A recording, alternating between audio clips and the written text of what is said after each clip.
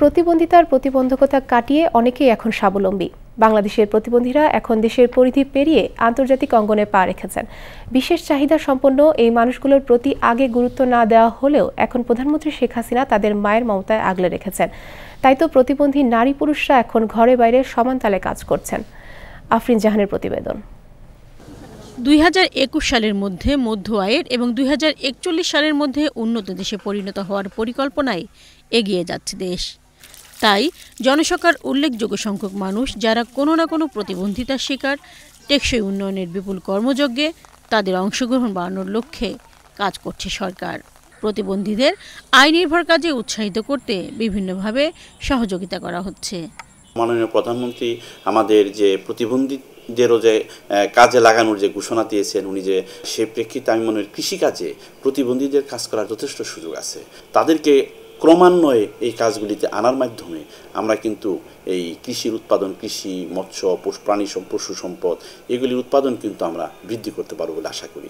প্রতিবন্ধীরা এখন কেবল ঘরের কাজেই নয়, ক্ষেত খামারের কাজেও সমান ভূমিকা পালন করছে। আমাদের এই হলুদ চাষ, আমাদের ছোট ছোট ক্ষুদ্র চাষ আজকে সমাজে প্রতিষ্ঠিত হওয়ার জন্য আমরা অনেক লাভবান হয়েছি। মনে করো আমরা এই সম চাষ করেছি, বছরে 4 বার পোকা পালন করি, তার সাথে গুড়ি বিক্রি করি। মনে করো ওটা দিয়েও আমার ছেলে পেলে মনে করো লালন পালন হয়। সরকারের কাছে আরও কিছু পাইলে আরও আমার আয় উন্নতিটা বেশি হবে।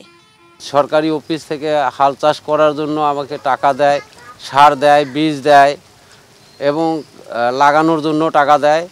সমাজ কল্যাণ প্রতিমন্ত্রী মোহাম্মদ আশরাফ আলী খান খসরু বলেছেন, প্রতিবন্ধীরা উপযুক্ত প্রশিক্ষণ পেলে উৎপাদনে একজন সুস্থ মানুষের চেয়েও বেশি ভূমিকা রাখতে পারে। তাই প্রতিবন্ধীদের নিয়ে পুরনো কুসংস্কার ভুলে যাবার পরামর্শ দেন তিনি। 24 কোটি টাকা আমরা কিন্তু বিভিন্নভাবে প্রতিবন্ধী এবং অন্যান্যদেরকে আমরা কিন্তু দিয়েছি। তার মধ্যে প্রতিবন্ধী ছিল মেইন। মাননীয় প্রধানমন্ত্রী জননেত্রী শেখ হাসিনা উনি কিন্তু প্রতিবন্ধীদের ব্যাপারে কিন্তু খুবই সিরিয়াস, এবং উনি এদেরকে যেভাবে মূল্যায়ন করেন এটা কিন্তু অন্য কোনো প্রধানমন্ত্রী কোনো দেশের করে না। সরকার বিশেষ চাহিদা সম্পন্ন এই মানুষগুলোর প্রতি বিশেষ গুরুত্ব দিচ্ছে বলেই প্রতিবন্ধীরা এখন দেশের উন্নয়ন অগ্রযাত্রার বিশেষ সহযোগী। কারো বোঝা নন, তারা দেশের সম্পদ। সুযোগ পেলে প্রতিবন্ধীরাও জাতীয় অর্থনীতিতে রাখতে পারে বিশেষ ভূমিকা। তাই আর অবহেলার চোখে নয়, প্রতিবন্ধীদের দিতে হবে প্রাপ্য মর্যাদা। আফরিন জাহান, বাংলাদেশ টেলিভিশন, ঢাকা।